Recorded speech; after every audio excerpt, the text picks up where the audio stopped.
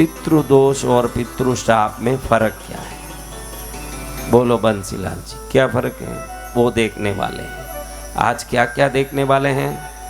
पितृदोष क्यों होता है, कैसे होता है, ये आप सबको जानना जरूरी है। क्योंकि जब ज्ञान आ जाएगा दुखों के निवृत्ति का उपाय भी समझ में आ जाएगा। कब आएगा? जब ज्ञान आएगा। ज्ञान नहीं होगा जब तक भटकते रहे महाराज, भटकती आत्माएं दुखी होगी। पितृदोष क्या, पितृश्राप क्या, उसका निवारण क्या, ये भी समझ लें। क्या क्या पितृदोष का लक्षण है, पितृदोष हो तो क्या क्या होता है, ये पता है? तो ये सब आज जान लेंगे। आज के दिन में बहुत बातें जाननी है, बहुत जरूरी बातें जाननी है। जब जान लेंगे तो आप मान भी लेंगे कि भारत में धर्म की महिमा कितनी बड़ी है, कितना महिमावान है भारत, ये आप जान लेंगे। अब हम थोड़ी देर भक्ति करते करते पितृ मुक्ति का सर्वोत्तम उपाय पितृ कृपा सूर्य शिव पुराण को सुनते हैं, फिर मैं ये सब बातें समझाऊंगा।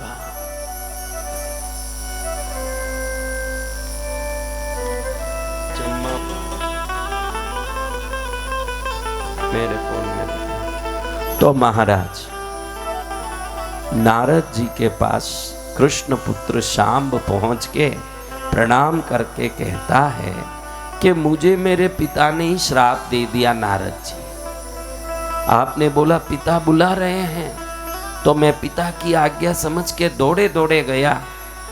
वहां हमारी माताएं सब क्रीड़ा कर रही थी, मुझे उसमें घुसते देखते ही पिता नाराज हो गए और मुझे श्राप दे दिया, और श्राप से मैं कोढ़ी हो गया, मेरा शरीर गल गया महाराज। शरीर में पीव गिर रहा है, रस्सी गिर रही है, जगह जगह से फोड़े फुंसी निकल के पूरा कुरूपी हो गया मैं। जो लोग मेरी सुंदरता का प्रशंसा करते थे आज घृणा करके मेरे से दूर भाग रहे हैं सबके सब। नारद जी, आपने मेरे साथ ये क्या किया? और पिताश्री ने बताया है कि आप ही इस श्राप से मुक्त कर सकते हैं, उसका उपाय बताइए। तब नारद जी कहते हैं कि सभी प्रकार के कष्ट, रोग, दुख, संकट, भय और परेशानी, इन सब से मुक्ति का एक ही उपाय है, सूर्य की उपासना। सूर्य पितृओं के पिता है। हे शाम, सूर्य पितृओं के पिता हैं, उनकी उपासना से सभी प्रकार के संकट से मुक्ति होती है। तीनों लोकों में ऐसा कोई व्यक्ति नहीं जो बिन सूर्य कृपा जीवन जी सकता हो, इसलिए उनकी तू सेवा कर। चंद्रभागा नदी किनारे सूर्य देव स्वयं तपस्या किए हैं, उधर जाके तू उनकी तपस्या कर। तब शांब पूछते हैं कि सूर्य देव खुद तपस्या करते हैं? दुनिया को प्रकाशित करने वाले सूर्य देव को तपस्या करने की क्या आवश्यकता पड़ी?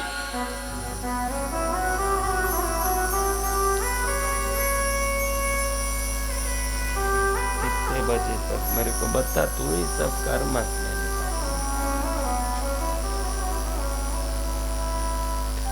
तो महाराज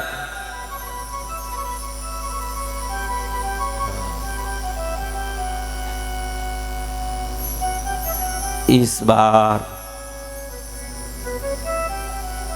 सूर्य उपासना के लिए शांब को नारद जी प्रेरणा दें और कहें कि सूर्य देव स्वयं जहां तपस्या किए उधर तू जाके तप कर। तो शांब पूछते सूर्य देव क्यों तपस्या किए? तब नारद बताते हैं कि सूर्य देव ही ऐसे देव हैं जो किसी से कुछ मांगने तपस्या नहीं करते।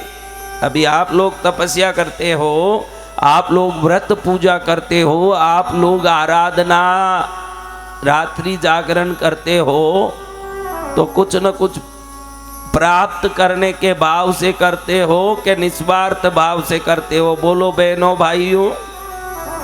हाँ, प्राप्त करने के बाद। हाँ, रहेगा एक रात जागरण, वो भी 12-2 बजे तक। ऐसा नहीं कि सुबह सूर्योदय तक जग रहा था, 1-1:30 बजे तक जगेगा। उसके बाद तो खराटे ऐसे निकलेंगे कि रॉकेट छूट रहा हो, ऐसे आवाज आएगा। लेकिन मांगेगा पूरी दुनिया की संपत्ति। हे प्रभु, आज 1 बजे तक जगा हूँ आपके नाम से, 7 मंजिला बंगला दे देना, रोल्स रॉयस गाड़ी दे देना, 100 किलो सोना दे देना, मेरी पत्नी के गले में हीरे के जेवर दे देने। 2 घंटा जगें, दुनिया भर का रामायण करें। नारद जी कहें कि एक सूर्य देव साधना कर रहे हैं। और सूर्य साधना किस लिए? सूर्य ने तपस्या किस लिए की? आत्म स्वरूप को पहचानने के लिए तपस्या करें। ऐसे देव हैं सूर्य देव। किसको पहचानने के लिए? आप में कौन कौन आत्म स्वरूप को पहचानने के लिए आए हो यहाँ? हाँ, आत्म स्वरूप को पहचानने जो पूजा की है सूर्य देव, उसी जगह पर जाकर के तपस्या करने की प्रेरणा नारद जी ने सांब को दिया कि वहां जाके साधना कर, तू भी जा। तो सांब पूछता है कि नारद जी, ये सूर्य देव के परिवार के बारे में तो कुछ बताओ ना। अभी आप लोगों को क्या पता सूर्य के परिवार का? हाँ, कभी कभी तो खुद के ही बच्चों का नाम भूल जाएं। हाँ, खुद के ही बच्चों का ए आनी रे ऐसे करके फिर ए महेश, ए रमेश, बाद में याद आए इसने जन्म दिया, इसका बच्चा है, इसने नाम रखा, उसी का नाम समय पर बुलाते समय भूल जाएं तो सूर्य परिवार याद रहे? है याद सूर्य परिवार? आ गया याद? कुछ नहीं याद, बस। अब देखो, सूर्य देव की 2 पत्नियां हैं। कितनी पत्नियां? 2। ये अच्छे से समझो। देखो, जो जल आकाश से उतरता है ना, शास्त्र कहता है उससे नहाना भी नहीं चाहिए, उसको पीना भी नहीं चाहिए। शास्त्र कहता है आकाश से उतरने वाला जल जब धरती में जाके पड़ता है, धरती का संयोग पाने के बाद ही वो पीने और उपयोग करने योग्य बनता है। आकाश से पड़ने वाले जल का उपयोग नहीं हो सकता।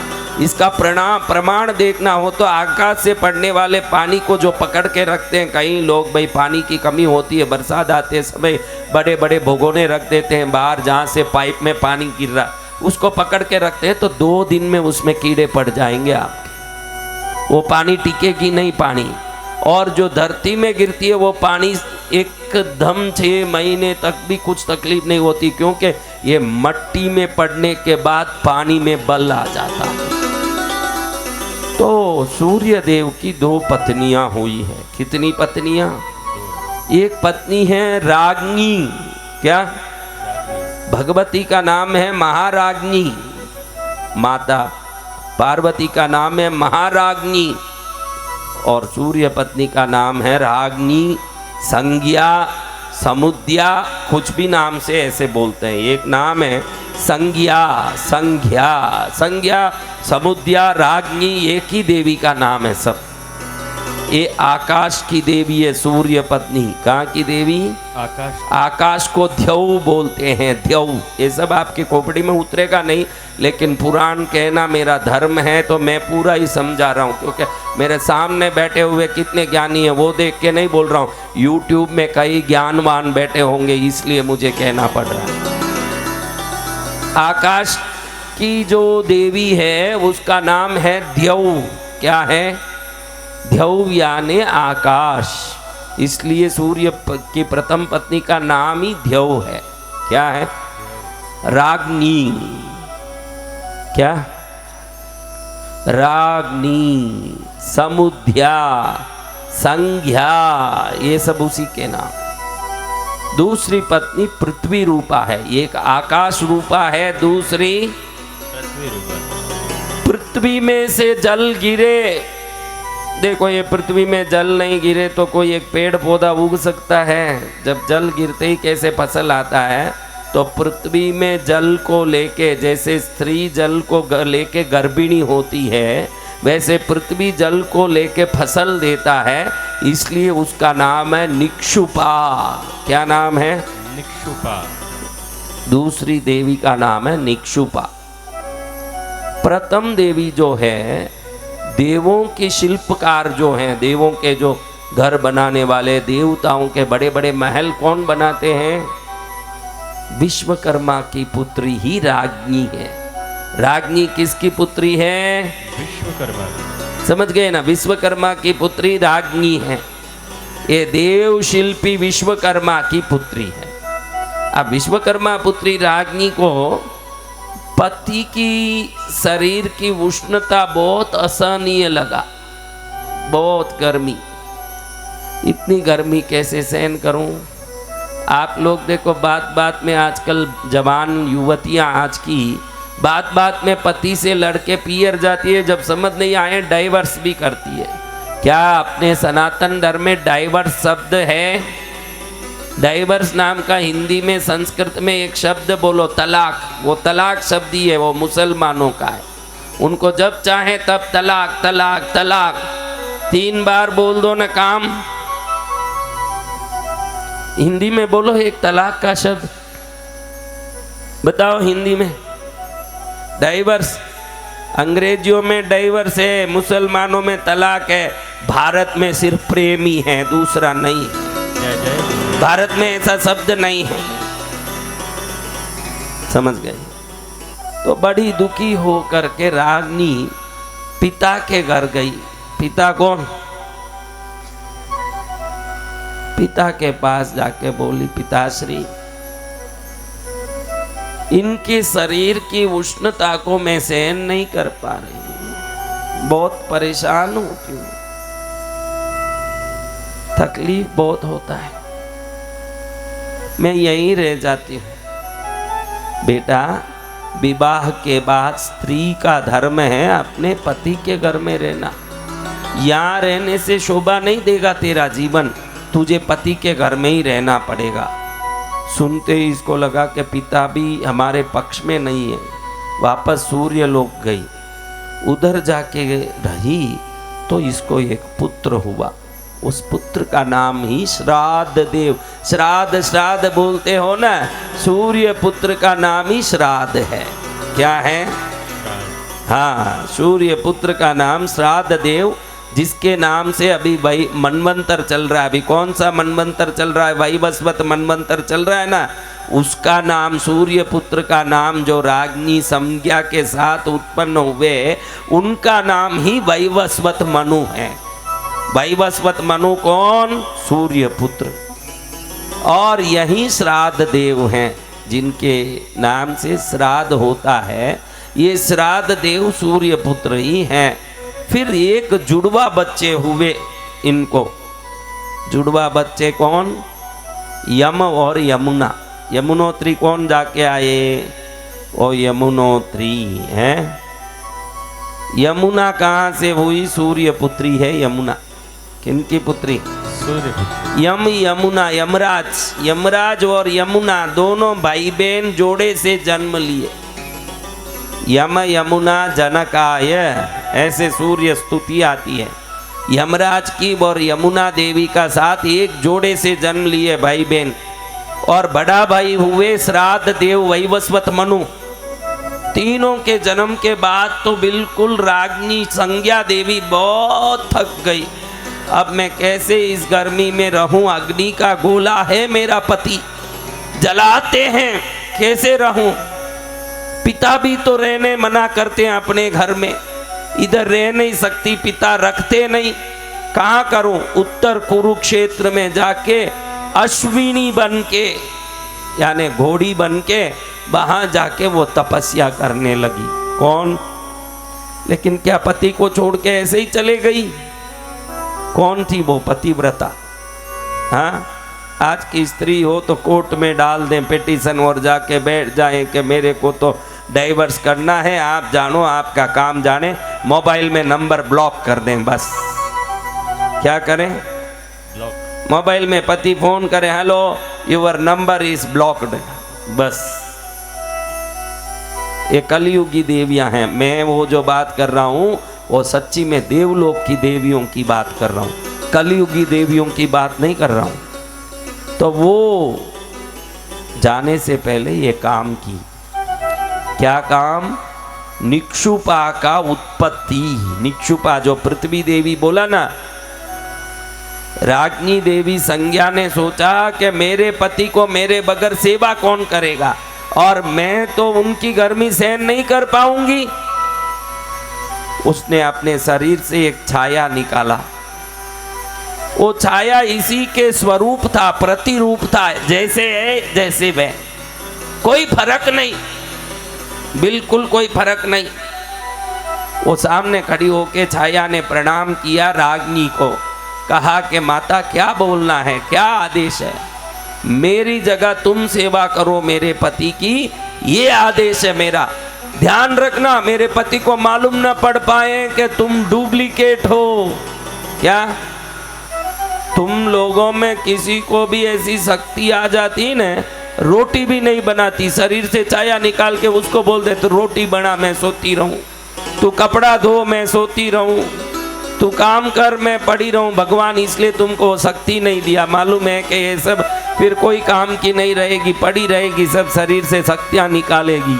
इसलिए पहले ही तुम लोगों को लिमिटेड शक्ति दिया, थोड़ा सीमित शक्ति दिया कि इतनी शक्ति दो जिससे इनकी गाड़ी चले। उससे ज़्यादा दोगे तो ये तो अभी ऐसे कूद रही है, बाद में क्या होगा इन सब का? हाँ, समझा ना? तो जैसे जैसे हमारा यज्ञ यहाँ बढ़ता जा रहा, वैसे वैसे बारिश बढ़ती जाती। जय जय गुरुदेव। हाँ,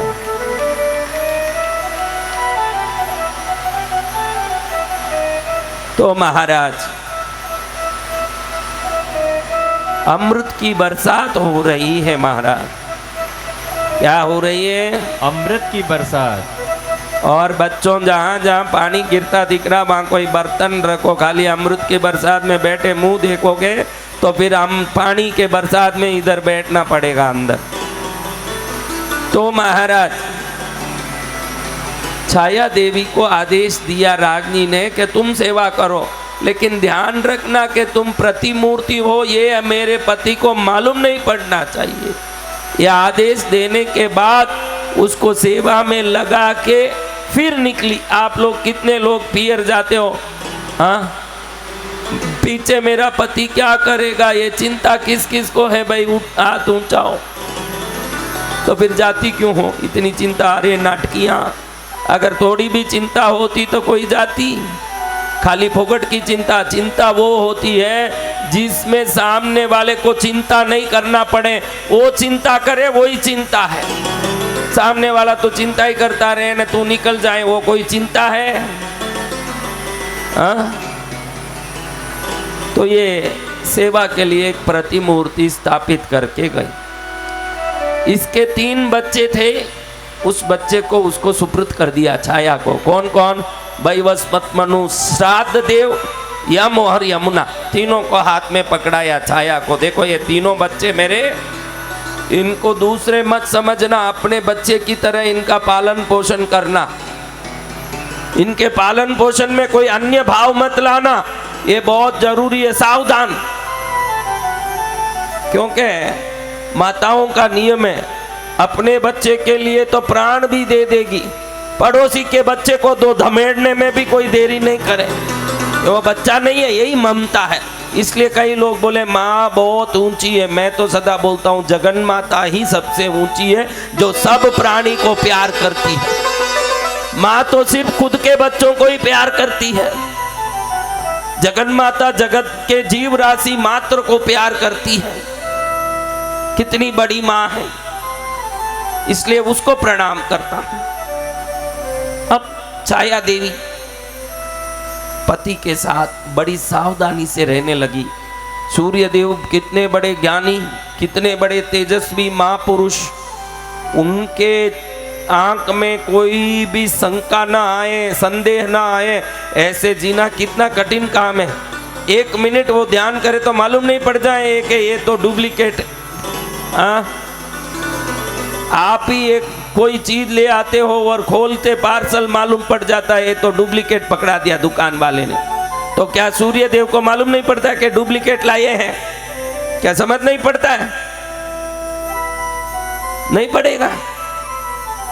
तो भी छाया देवी ने इतनी सावधानी से सेवा की कि सूर्य देव को अंत तक मालूम ही नहीं पड़ा कि ये मेरी रागनी नहीं है, उसकी प्रतिछाया है, मालूम ही नहीं पड़ा। 3 बच्चे हुए। पहली पत्नी रागनी को हुई, वो एक नदी हो गई यमुना। दूसरी पुत्री छाया को हुई, वो तप्ती नदी हुई है। कौन सी? तप्ती नदी का नाम सुना है? तप्ती, ये भी सूर्य देव की पुत्री है। आज समझ लो, श्रुतस्रवस एक पहला पुत्र हुआ छाया को। कौन? शनि है। श्रुतस्रवस, श्रुतकर्मा, 2 पुत्र हुए। पहला पुत्र श्रुतस्रवस, दूसरा श्रुतकर्मा, तीसरी पुत्री हुई तप्ती। तप्ती नदी बनी।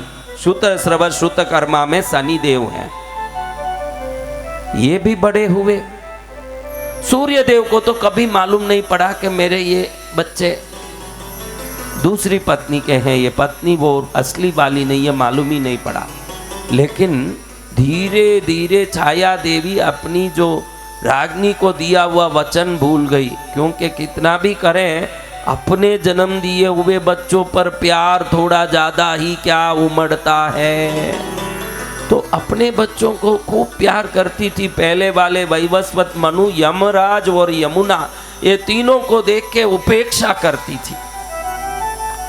तो एक दिन यमराज को लगा कि ये हमारे साथ यूं कुटिल व्यवहार क्यों करती है, हमारी तो माँ है, हमारी माँ हमारे साथ ऐसे उपेक्षा भाव क्यों रखती है। फिर भी शांत रहे। दिन जाता गया, वैसे वैसे व्यवहार बदलता गया छाया देवी का।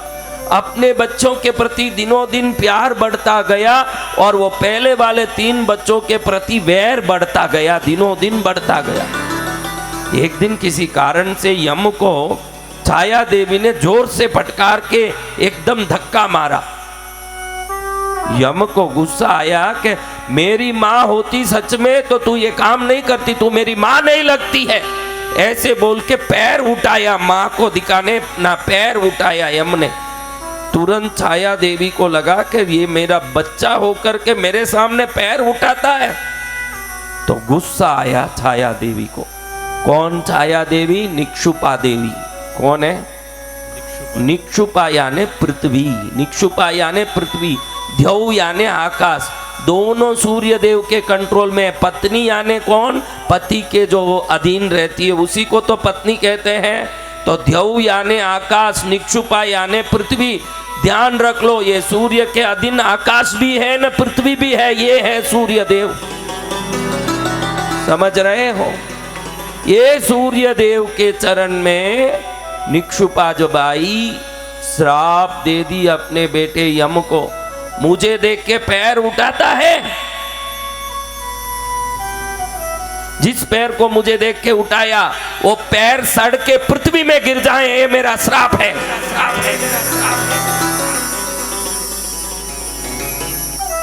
सुनते ही यमराज को धक्का लग गया कि मेरा पैर सड़ के पृथ्वी में गिर जाएगा तो मैं चलूंगा कैसे। तुरंत वो दौड़े दौड़े अपने पिता के पास गए। पिता, हे पिताश्री, हे पूज्य पिताश्री, माँ ने मुझे श्राप दे दिया। क्या कोई माँ अपने बच्चे को श्राप दे सकती है? हम 3 बच्चों पर, भैया वैवस्वत मनु पर, मुझ पर और मेरी बहन यमुना पर अपनी माँ बराबर पूरा एक सरीका प्रेम नहीं करती है। श्रुतस्रवस पर, श्रुतकर्मा पर और तप्ती पर तो खूब प्यार डालती है और हम लोगों को देख के नफरत करती है। ऐसे क्यों करती है माँ? और आज मुझे श्राप दे दिया है। मेरा पैर सड़ के जमीन में गिर जाए, पृथ्वी में गिर जाए। पिताश्री मेरा पैर सड़ के पृथ्वी में गिर जाएगा तो मैं कैसे चलूंगा? सूर्य देव ने अपने बेटे यम को गले लगा लिया। तू चिंता मत कर बेटा, मैं हूं ना तेरा पिता, तेरा पैर नीचे नहीं गिरेगा पृथ्वी में, वो श्राप भी पूरा होगा। तेरे पैर में कीड़े पड़ेंगे, वो कीड़े थोड़ा तेरे मांस खा लेंगे पैर के, वो कीड़े जमीन में गिरेंगे बेटा, तेरा पैर नहीं गिरेगा, मेरा आशीर्वाद। यम को सूर्य देव ने आशीर्वाद देके श्राप बदल दिया। इसलिए ध्यान रखना, कितना भी बड़ा श्राप आपके जीवन में किसी का लगा हो, देखो स्वयं माँ का दिया हुआ श्राप भी पिता के द्वारा बदल गया। तो संसार में किसी ने भी आपको श्राप दिया हो, लोगों ने बद्दुआ दी हो, किसी ने कुछ बोला हो, आप तो परमात्मा के भजन में बराबर लगो। हर श्राप को बदलने की ताकत उनमें है, हर बद्दुआ को बदलने की ताकत उनमें है। किसी ने बद्दुआ दिया ही होगा ना जीवन में, आपको लगे कि मेरे को फलाने ने बद्दुआ दिया, तब से जीवन में मेरे को कुछ अच्छा नहीं चल रहा है, तो उसको मत सोचो। माँ का दिया श्राप पिता बदल सकते हैं, तो संसार का दिया श्राप भगवान बदल सकते हैं। ये ध्यान रख के भगवान के भजन भक्ति में मन लगाओ। किस में मन लगाना? भक्ति में। हाँ, भक्ति में मन लगाओगे, शक्ति बढ़ती जाएगी। शक्ति बढ़ती जाएगी तो एक दिन सिद्धि भी प्राप्त हो जाएगा, जीवन सफल हो जाएगा। जय जय गुरुदेव। तब सूर्य देव को संदेह हुआ। क्या हुआ? संदेह। हाँ, बात तो सही है। पहले 3 बच्चों को तो ये बिल्कुल आंख से भी नहीं देखती और खोटे आंख से भी अच्छा नहीं लगता इसको, और बाकी 3 बच्चों को तो बहुत प्यार करती है। श्रुत श्रवस को, श्रुत कर्मा को और तप्ती को तो सीने से लगा के रखती है, गले से लगा के रखती है, छाती से लगा के रखती है, और उन तीनों को तो 24 घंटा डांट फटकार करती है। ये क्यों कर रही है? 3 बच्चे होने के बाद पहली बार सूर्य देव को संदेह हुआ, ये क्या हो रहा है मेरे साथ? ये कौन यूं कर रही है? अपने ही बच्चों के साथ कोई माँ डाइन भी ये नहीं कर सकती है। चुड़ैल भी अपने बच्चों को प्रेम करेगी कि डांटेगी महाराज? चुड़ैल भी अपने बच्चों को प्रेम करेगी, तो ये इन बच्चों को क्यों फटकारती है, क्यों धुतकारती है, क्यों भगाती है? इसका कारण क्या है? जानना चाहिए। सूर्य देव को हुआ संदेह। क्या हुआ? अब आज एक सवाल आपसे मैं करता हूं महाराज। 2 दिन से कौन कथा सुनते आए हैं, उनको मैं एक सवाल करता हूं। मैंने सूर्य को क्या कहा? सूर्य कौन है? मैंने क्या कहा? आप बताओ। आज भी कहा मैंने वो बात। सूर्य कौन है? बोलो बोलो बोलो। क्या? स्वामी क्यों? पितृओं के पिता। क्या बोला मैंने? मैंने क्या बोला? 2 दिन से बोल रहा हूं कि जितने पितृ हुए हैं उनके सूर्य देव पिता माने जाते हैं। तो आज बहुत सरलता से पितृ दोष, पितृ श्राप, उसके निवारण के बारे में मैं समझाऊंगा आपको। आज अच्छे से कान खोल के दिमाग लगा के सुन लो। आज का दिन आपके लिए बहुत अच्छा है। अब समझो, आज समझ लो। धरती में बैठे हुए मेरे लोगों, आपके पास ग्रहों के कारण ही जीवन का संचालन है आपका। तो वैवस्वत मनु से आपका कोई लेना देना नहीं। अपन वैवस्वत मनवंतर में जी रहे हैं, लेकिन आपके जीवन में डायरेक्ट उनका प्रभाव नहीं है। वैवस्वत मनु से प्रभाव है क्या? यमुना से आप यमुना तट पर जाओ, स्नान करो तो पुण्य है, नहीं करो आपकी मर्जी, उसको भी छोड़ दो। यमराज जब समय आएगा लेने आएंगे, अभी आपको डायरेक्ट उनसे कोई संबंध नहीं है, उनको भी छोड़ दो। तप्ती नदी को भी छोड़ दो। आपके जीवन में ग्रहों का संबंध है, ये एक बात मन में ले लो। दूसरी बात, पितरों के पिता सूर्य हैं, तो पितृ उनके बेटे हुए। तो पितृ कौन है ये मालूम पड़े तो तिल और कौवे का संबंध आपको अच्छे से आज समझ आ जाएगा।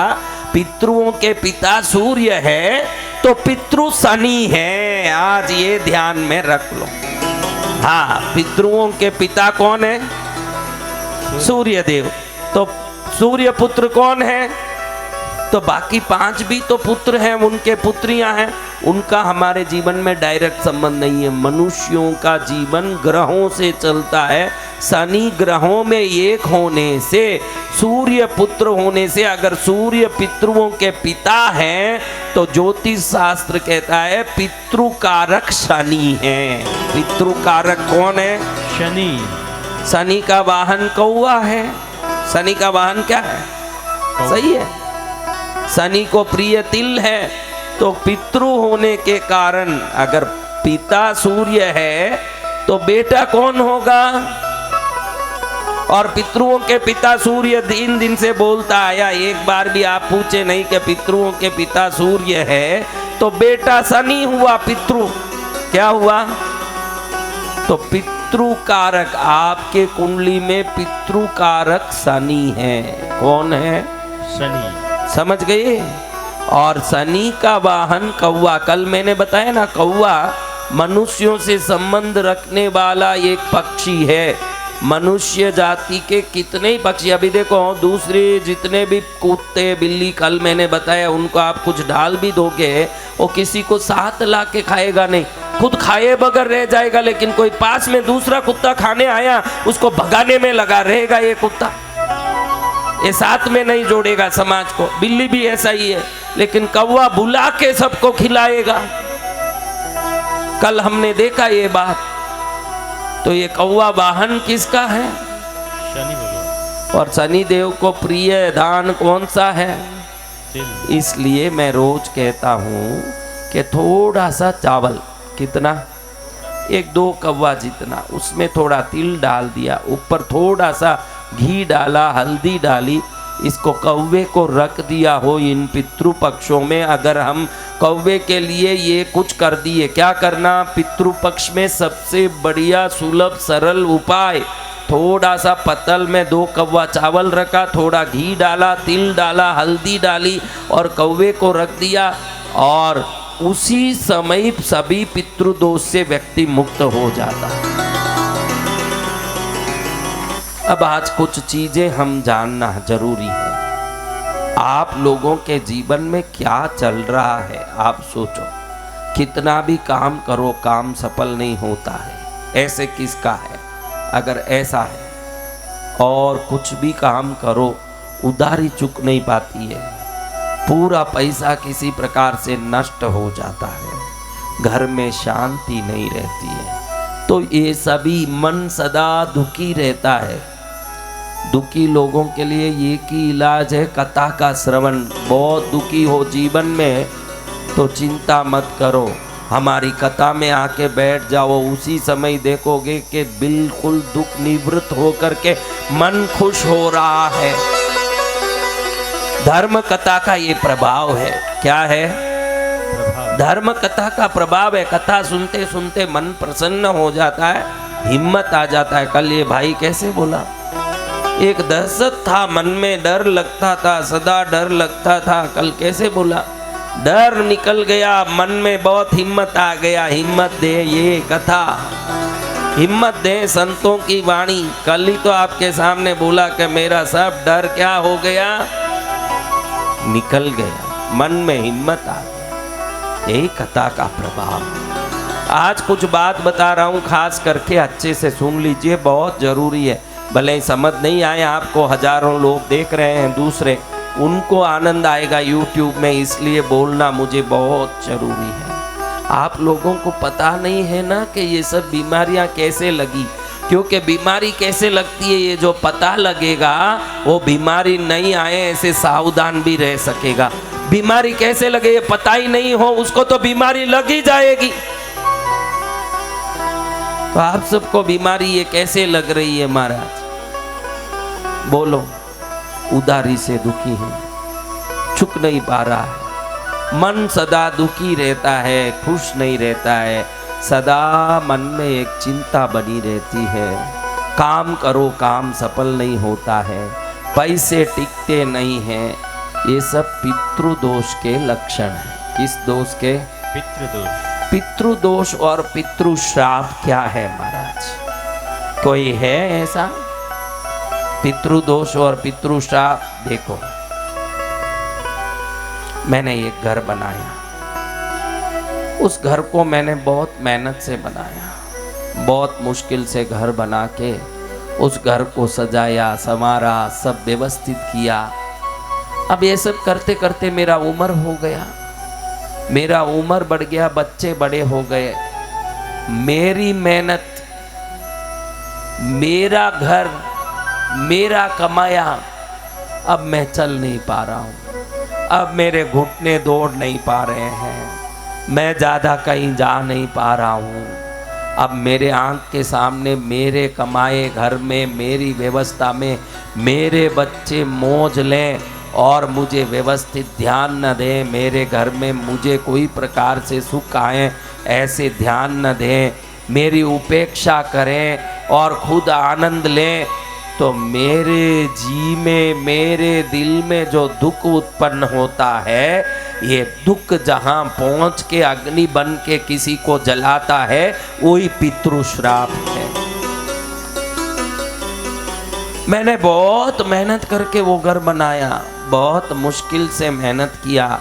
आज मेरे सामने वो हॉल में डाइनिंग टेबल में बैठ के बढ़िया नाश्ता करते हैं, बढ़िया शरबत पीते हैं, बढ़िया भोजन करके खाते हैं, और हमको लाके सूखी रोटी और कुछ दे के वो बैठ जाते हैं। और कोई मेहमान आते हैं तो बताते तक नहीं कि घर में मेहमान आए, वही बात करके हंसी खुशी के साथ भेज देते हैं, और हम पड़े पड़े दुखी हो रहे हैं।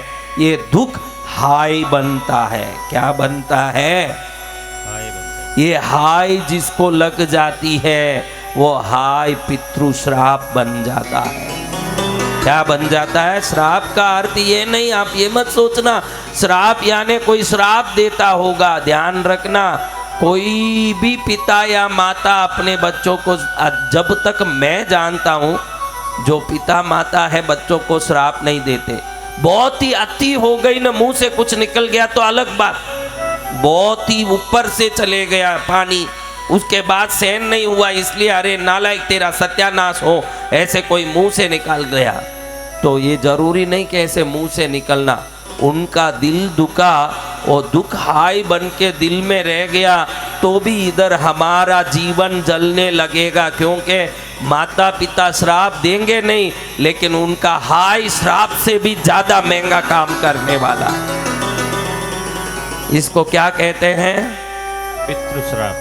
पितृदोष यही है। अभी आप बोलोगे कि मैंने मेरे जीवन में मेरे माता पिता को कभी दुख नहीं दिया, मेरे माता पिता को कभी परेशानी आने नहीं दिया, फिर मेरे कुंडली में पितृदोष कैसे आया? आप ये ध्यान रखो। अभी आप ये सुनोगे तो आश्चर्य में पड़ेगा। आपने आपके माता पिता का ध्यान दिया, आपके माता पिता ने उनके माता पिता का ध्यान दिया, दादा दादी ने परदादा दादी का भी ध्यान दिया, परदादा दादी ने लड़दादा दादी का भी ध्यान दिया, लड़दादा दादी ने अपने माँ बाप का ध्यान नहीं दिया हो, वो भी आपको श्राप बन के आ सकता है। तो कभी ये मत बोलना कि भाई मैंने तो सब सही किया तो ऐसे कैसे। आप पूछोगे भाई किसी की गलती मेरे ऊपर कैसे आती है? जो ज्योतिष नहीं जानते वही ये बात कहते हैं, जो ज्योतिष नहीं जानते हैं वही ये बात कहते हैं कि मेरे लड़दादा दादी ने उनके माँ बाप का ध्यान नहीं दिया, तो वो मेरे ऊपर कैसे आएगा भाई, उसमें मेरी क्या गलती। तो जो ज्योतिष जानते हैं वो जानते हैं कि आपके कुंडली में पांचवा भाव, कौन सा? पांचवा भाव ही पूर्व पुण्य का भाव है, पूर्व जन्म के पुण्यों का भाव। पांचवा भाव कहता है पांचवी पीढ़ी वाले की गलती भी तेरे ऊपर लग सकता है। ज्योतिष जाने तो समझ सकते। वो भुगतना लिखा है तभी तो उस घर में आते हैं। वो भुगतना लिखा है तभी तो उस परिवार में आते हैं। इसीलिए इस पितृ पक्ष में सबको मैं जो जाप करा रहा हूँ ये करना जरूरी है। सबको पितृओं की सेवा करनी जरूरी है, क्योंकि आपके लड़दादा दादी ने जो सेवा नहीं की वो आपको करके उस कर्म से छुटकारा पाना जरूरी है। आप बोलोगे कि मेरे माता पिता तो जीवित है, मेरे दादा दादी जीवित है, मैं फिर किसकी पितृ कर्म करूं, मुझे जरूरत नहीं है। 13 पीढ़ी तक का श्राप एक साथ लगता है, शास्त्र कहता है। कितनी पीढ़ी? 13 पीढ़ी। आपने 13 पीढ़ी देखा है? 13 पीढ़ी जाना है कि किस किस ने कितने ही घर में और तुम श्राप देके, बहनों श्राप देके मरती है भाई को, परिवार को, कि तुम लोगों ने हमारा ध्यान नहीं दिया, अपने परिवार का ध्यान दिया, हमको गरीब घर में दे दिया, मेरा पति तो गरीब है, तुम लोग भी सहयोग नहीं कर रहे हो, तुम पैसे वाले हो के मेरे को गरीब घर में क्यों दिया, तुम भी गरीब हो जाओ, ऐसे श्राप देके जाती है। समझ रहे हो बात? इसलिए हर एक को पितृ पूजा, पितृ भक्ति करना। आप बोलोगे कि मेरे माँ बाप की तो मैंने बहुत सेवा कर ली, मेरे दादा दादी की सेवा कर ली, आपके लड़दादा लड़दादी की भी अगर सेवा नहीं हुई हो वो आपके ऊपर पितृ दोष बन के आएगा। जैसे मैंने बताया कि कुंडली में 5वां भाव ही पूर्व जन्म के पुण्य का भाव है। पूर्व जन्म में आपने क्या पुण्य किया, क्या पाप किया, क्या अच्छा किया, क्या खराब किया, उसमें अगर आपके पुण्य में कमजोरी हो तो बहुत पुराने लोगों के किए हुए करतूत आपके ऊपर दोष बन के चढ़ेगा। समझ रहे हो? आज जितने दोष भोग रहे हो, कई बार आपको लगेगा कि मेरे जैसे उत्तम व्यक्ति को ये दोष कैसे आया। ये उत्तमता इस जन्म का है, अयोग्यता कितने जन्मों का था वो कौन देखने जाए महाराज। हाँ, तो ये पितृदोष है। किसी का हमारे ऊपर लग जाए ये पितृदोष है, किसी का हमारे ऊपर हाय आ जाए ये पितृ श्राप है। समझ गए हो? किसी का दिल नहीं दुखना, उनको श्राप देने की जरूरत नहीं है। आप ये मत सोचना कि कोई आपके ऊपर मट्टी उछाल के श्राप देने वाले हैं, ऐसा कुछ नहीं होगा। उनका दिल में दुख भी आ गया तो इधर आपके जीवन में परेशानी गारंटी है।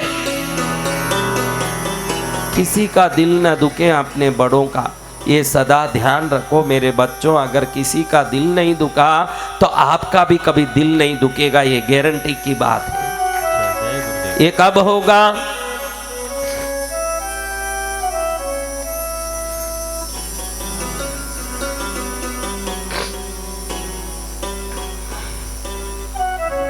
समझ रहे हो मेरी बात?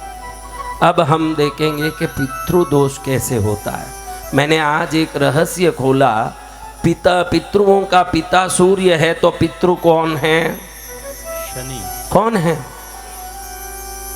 शनि देव है। तो आज समझ लो, तो आपके पितृ तो शनि हुए, तो पितृओं के पूर्वज कौन है?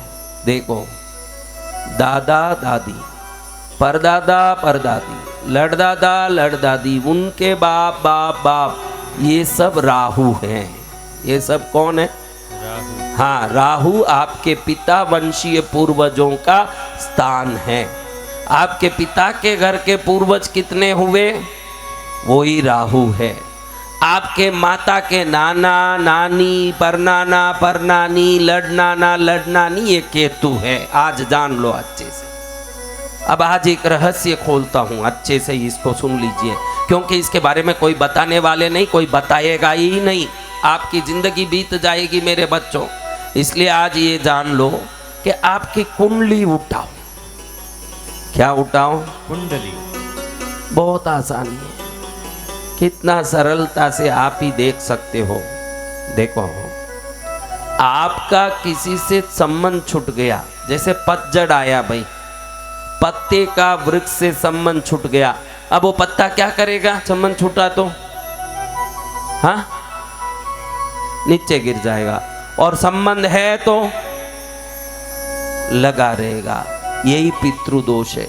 आपने अपने दादा दादी परदादा परदादी से संबंध छोड़ लिया, कोई भी दोष का कोई भी दुख का आपका संबंध छूट गया। अगर संबंध है तो पितृदोष है। ये कैसे मालूम पड़े, आज सरलता से समझाऊं।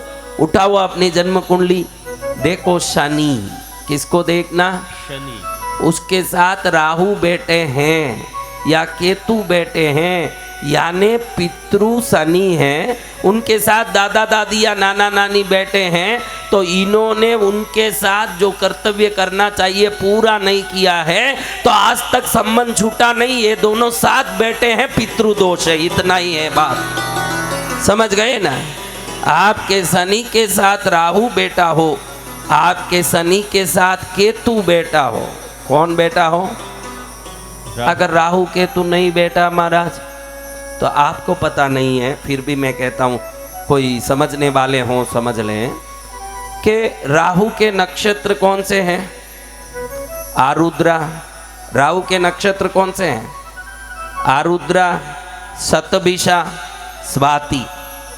ये 3 नक्षत्र के साथ अगर शनि बैठे हैं, ये है ही राहु के नक्षत्र, आरुद्रा, शतभिषा और स्वाति। इन नक्षत्रों में शनि बैठे हैं तो पितृदोष है, क्योंकि बैठे तो राहु के नक्षत्र में हैं। और केतु के नक्षत्र हैं अश्विनी, मगा और मूला नक्षत्र। केतु के नक्षत्र कौन से हैं? अश्विनी, मगा और मूला नक्षत्र के साथ अगर शनि बैठे हैं तो पितृदोष है। क्यों दोष है? अगर दोष नहीं होता तो छोड़ देते वो कभी के। कुछ न कुछ बाकी है कर्तव्य, कुछ न कुछ उनका ऋण बाकी है, इसलिए वो लेके बैठे हैं शनि को। शनि के साथ राहु या केतु बैठे हों, शनि के साथ राहु या केतु के नक्षत्र बैठे हों। राहु के नक्षत्र हमने बताया आरुद्रा, शतभिषा, स्वाति। केतु के नक्षत्र हमने बताया अश्विनी, मगा और मूला। ये नक्षत्र बैठे हों तो जरूर उधर क्या है, क्या है? पितृदोष। इतना ही है, बहुत सरल है, समझ गए ना। आज देखो अपनी कुंडली उठा के कहाँ कौन बैठा है। शनि राहु के साथ है क्या एक ही घर में? केतु के साथ है क्या? अगर हैं, पहले आप पूजा पाठ में लगो।